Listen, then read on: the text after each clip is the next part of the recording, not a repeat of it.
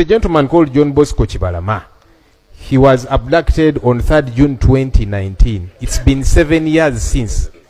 The Right Honorable Prime Minister told us Kibalama was arrested. Up to now, government has not accounted for Kibalama and 17 others. And we are adding on to that list. Why? Government needs to account for these people. Thank you. Both NRM and the opposition. Right Honorable Prime Minister, talk to us on these issues.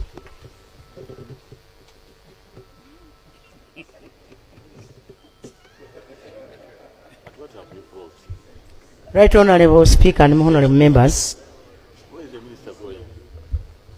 I will start from in 2021, while we are here, in a place called Kavule, there is our chairman called Kibalama. And that's the man I meant. I'm the one who wrote the Bible. Thank you. That's the man who wrote the Bible.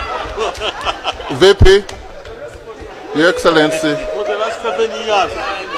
Lop, Right. Right Honorable Lop, allow the VP. Thank you very much. Right.